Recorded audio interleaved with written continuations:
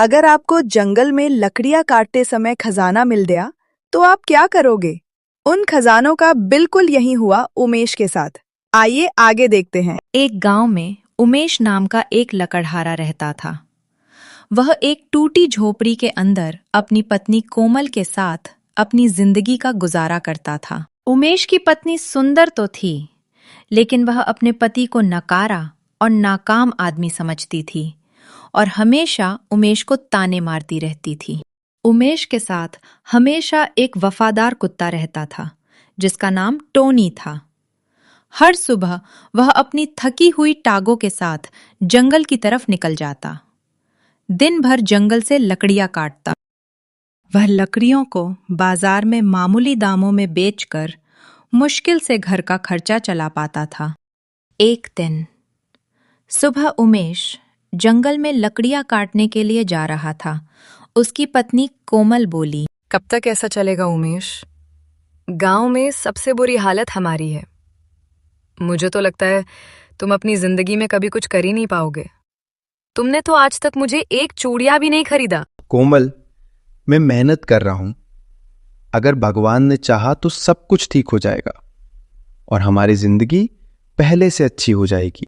हाँ, जाओ जाओ, बोल तो ऐसे रहे हो जैसे कि तुम्हें कोई खजाना मिल जाएगा और तुम रातों रात अमीर हो जाओगे तुम जैसे आदमी से शादी करके। तो मेरी जिंदगी बर्बाद हो गई। उमेश पूरे दिन जंगल में लकड़ियां काटने के बाद थोड़ा सा ही लकड़ी जूटा पाया और वह जंगल से लकड़ियों का गट्ठल लेकर बाजार में बेचने के लिए निकल गया। बाजार में लकड़ियां बेचने के बाद उमेश को कुछ रुपए मिलते हैं। उमेश उन रुपयों को लेकर घर की तरफ जा रहा था। तभी आगे से 2-3 गुंडे आते हैं और उमेश को मारकर सारे पैसे छीन लेते हैं और वहां से भाग जाते हैं। हे भगवान, ये क्या हो गया? ए गुंडे तो मेरे सारे पैसे छीनकर भाग गए। आज तो मेरी बीवी मुझे कहीं का नहीं छोड़ेगी। भगवान, मेरी रक्षा करना। उमेश आंखों में आंसू लिए घर की तरफ निकल जाता है। उमेश के घर पहुंचते ही उसकी बीवी कोमल बोली, आज खाली हाथ क्यों आए हो?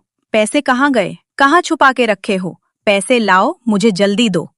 कोमल में पैसे लेकर घर की तरफ आ रहा था।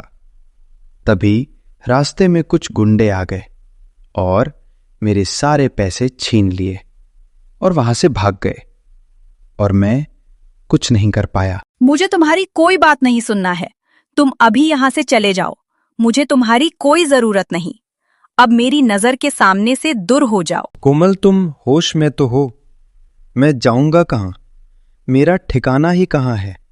और अभी तो रात भी होने वाली है। जहाँ मन करे जाओ। अपने कुत्ते टोनी के साथ रहो। वो तुमसे ज्यादा काम का है और दोबारा इस घर में आने की कोशिश भी मत करना। ये बात सुनकर उमेश की आंखों में आंसू आ जाते हैं। उमेश वहां से चला जाता है। टोनी उसके पीछे चल रहा था, जैसे वह समझ रहा हो कि उसके मालिक का दिल आज पूरी तरह से टूट चुका है। रात हो चुकी थी। उमेश गांव के आखिरी छोर पर एक झोपड़ी के पास बैठा हुआ था।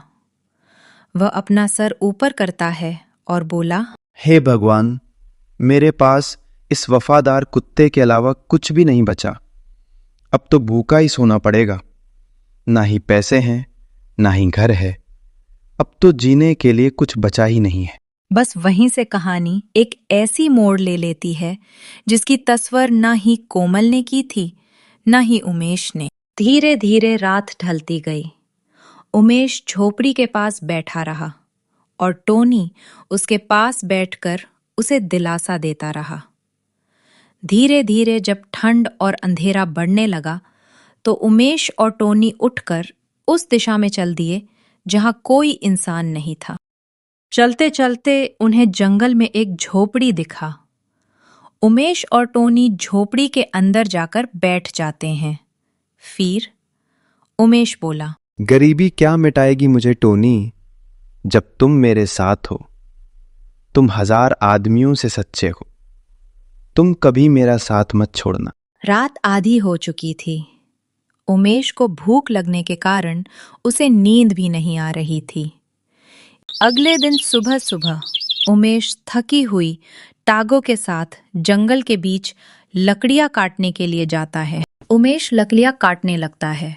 फिर वह अपने मन में सोचता है, कब तक मेरी जिंदगी की परीक्षा लोगे भगवान?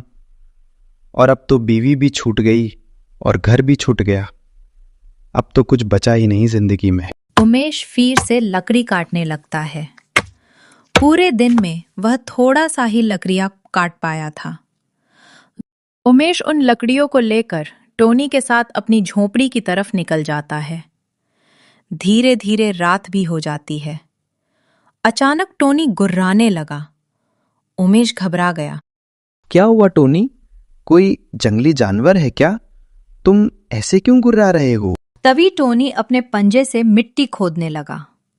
वहां की जमीन धसी हुई थी, मानो सालों पहले इसी ने कुछ दबाकर छुपाया हो। फिर उमेश ने वहां पर फावड़े से खोदना शुरू किया। थोड़ी देर खोदने के बाद उमेश ने जो देखा, मिट्टी के अंदर से पुराना संदूक मिला। उमेश ने जैसे ही उस संदूक को खोला, उसकी आंखें फटी की फटी रह गईं। संदूक में काफी पुराने सोने के सिक्के भरे हुए थे। हे भगवान, क्या आपने मेरी पुकार सुन ली क्या? ये सच है? कोई सपना तो नहीं? अगर ये सपना नहीं है तो आज के बाद से मेरी जिंदगी बदलने वाली है। उमेश ने संदूक को अपने हाथ में उठाया और अपनी झोपड़ी की तरफ निकल गया। थोड़ा समय चलने के बाद उमेश अपने झोपड़ी के पास पहुंच जाता है। उसने संदूक को झोपड़ी के अंदर छुपा के रखा। टोनी, अगर आज तुम मेरे साथ नहीं होता तो ये संदूक मुझे कभी नहीं मिलता। अब मैं इन सोने के सिक्कों से अपनी जिंदगी का एक नई शुरुआत करूंगा। अगले दिन सूर्य की पहली किरण के साथ उमेश उठा। रात भर की बेचैनी अभी भी उसकी आंखों में बाकी थी। उसने चमचमाते खजाने को ध्यान से देखा। फिर गहरी सांस लेकर बोला, अब मैं इन सोने के सिक्कों से अपनी जिंदगी का एक नई शुरुआत करूंगा और किसी भी गरीब को भूखा नहीं सोने दूंगा। उमेश खजाने में से कुछ सोने के सिक्के लेता है और बाजार की तरफ निकल जाता है। गांव का छोटा सा बाजार आज पहले से कहीं ज्यादा रौनकदार लग रहा था। उमेश ने अपने और टोनी के लिए दुकान से कुछ राशन खरीदा। फिर उसने लौटने का ऐसा रास्ता चुना उस पर किसी का नजर ना पड़े। उमेश राशन को चूल्हे पर पकाता है।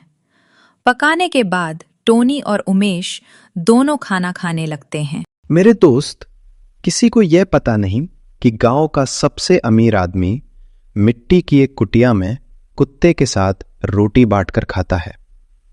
दौलत अगर दिल में उतर जाए तो आदमी बेकदर हो जाता है, लेकिन मैं ऐसा नहीं बनूंगा। अगले दिन सुबह उमेश टोनी के साथ जा रहा था।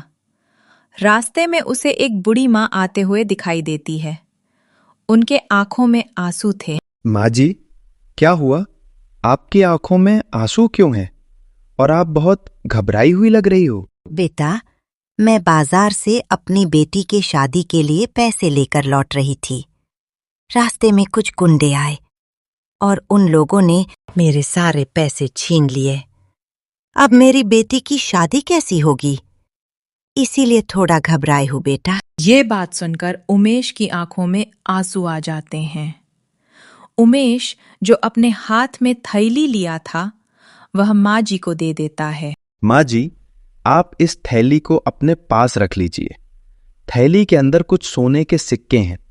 इन सोने के सिक्कों से आपकी बेटी की शादी जरूर हो जाएगी। लेकिन बेटा, इतने सारे सोने के सिक्के तुम्हें मिले कहाँ से? तुम्हारी बीवी ने तो तुम्हें पैसों के लिए घर से निकाल दी थी। माँ जी, ये सब ऊपर वाले की मेहरबानी है। किस्मत सबका बदलता है माँ जी। आप इसको उपहार समझकर रख लीजिए। बेटा, तुम्हारा एहसान मैं कभी नहीं भूल सकती। भगवान तुम्हें और कामयाबी दे। इतना बोलकर बूढ़ी माँ वहां से अपने घर की तरफ चली जाती है। कोमल, देख, तेरे पति ने मुझे ढेर सारे सोने के सिक्के दिए हैं। तुमने उसे गरीब नाकाम आदमी बोलकर घर से निकाल दिया था।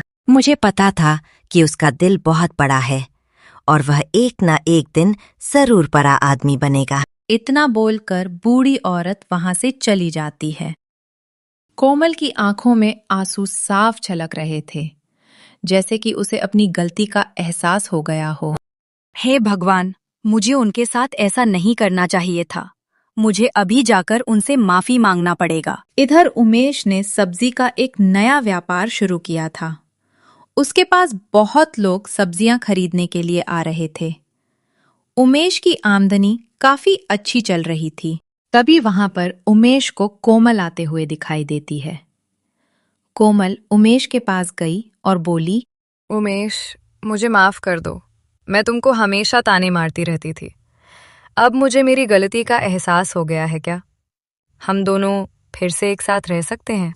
कोमल, तुमने तो उस दिन सबके सामने मुझे नकारा और नाकाम आदमी बोलकर घर से निकाल दिया था। देखो, अगर तुम पैसों के लालच यहां आई हो तो अभी के अभी यहां से चली जाओ, क्योंकि अभी जो पैसे मेरे पास है वो हमारे नहीं है। अगर तुमको मेरे साथ रहना है तो व्यापार में मेरा हाथ बटाना पड़ेगा। कोमल कुछ समय के लिए सोच में पड़ जाती है। फिर बोली, ठीक है, आप जैसा बोलो मैं आपके साथ रहूंगी और आपके काम में हाथ बटाऊंगी। अगले दिन सुबह उमेश कोमल से बोला, कोमल, मैं सोच रहा हूं कि जो भी मेरे पास पैसे हैं उन पैसे से मैं गांव में एक स्कूल और अस्पताल बनवाऊं। मैं अपने भले के साथ साथ सबका भला करना चाहता हूं। आप सही बोल रहे हो। अगर गांव में स्कूल और हॉस्पिटल बन जाएगा तो हमारे बच्चों को शहर जाने की जरूरत नहीं पड़ेगी। और वैसे भी हमारा व्यापार अच्छा चल रहा है। उन पैसों से हम दोनों अपना एक घर बना लेंगे। ठीक है कोमल, मैं अभी मुखिया के पास जाता हूं और इसके बारे में बात करता हूं। कुछ देर बाद उमेश मुखिया के घर की तरफ निकल जाता है। रास्ते में 2-3 लोग आपस में बात कर रहे होते हैं। अरे भाई, वो देखो, उमेश जा रहा है। इसके हाथ जब से खजाना लगा है तब से ये गांव वालों की तरफ देखता भी नहीं। अब तो इसका कुछ करना पड़ेगा भाई। थोड़ी देर बाद उमेश मुखिया के घर पहुंच जाता है। मुखिया अपने आंगन में बैठा हुआ था। उमेश बोला, मुखिया जी, मैं सोच रहा था कि गांव में एक स्कूल और अस्पताल बनवाएं ताकि हमें उतना दूर शहर न जाना पड़े। उमेश, मैं सोच रहा था कि जब से तुम्हारे हाथ खजाना लगा है तब से तुम अपने ही बारे में सोचते हो, लेकिन मुझे पता था कि तुम एक भले और नेक दिल इंसान हो। मैं भी इन गांव वालों के बातों में आ गया था। ठीक है उमेश, तुम स्कूल और हॉस्पिटल बनवाना चालू कर दो। आपका बहुत बहुत धन्यवाद मुखिया जी, जो हमारी बात सुने। मैं जल्द ही स्कूल और अस्पताल तैयार करवा दूंगा। अभी मैं चलता हूं। उमेश अपने घर की तरफ निकल जाता है। वह गांव के राजू कारीगर को कॉल करता है और उसे बुलाता है। थोड़ी देर में राजू उमेश के पास आ जाता है। राजू, तुम गांव में एक अच्छा सा स्कूल और हॉस्पिटल बनाओ और पैसे की चिंता मत करो। जितने भी पैसे लगेंगे मैं दूंगा। ठीक है उमेश, मैं अभी जाता हूं और काम चालू करवाता हूं। इतना बोलकर राजू वहां से चला जाता है। इधर उमेश अपने व्यापार में अच्छे पैसे कमाने लगता है और किसी के पास पैसे ना होने पर भी उमेश उसे सब्जी दे देता था, क्योंकि उमेश का दिल बहुत बड़ा था। धीरे धीरे उमेश व्यापार के साथ साथ गांव वालों का प्यार भी कमाने लगा। सब गांव वाले उसकी तारीफ करने लगे। जो कभी उसे बुरा भला बोलते थे, भाई, उमेश तो गांव में अस्पताल और स्कूल भी बनवा रहा है। मुझे कल ही पता चला। उमेश दिल का बहुत अच्छा आदमी है। वो गांव वालों की मदद भी करता है। हाँ भाई, हम लोग उमेश को गलत आदमी समझ रहे थे, लेकिन उसका दिल बहुत बड़ा है। ऐसा लगता है भगवान ने खुद उसे भेजा है गांव वालों का मदद करने के लिए। कुछ महीने बाद बच्चों के लिए एक अच्छा सा स्कूल और इलाज के लिए अच्छा सा हॉस्पिटल बनके तैयार हो गया।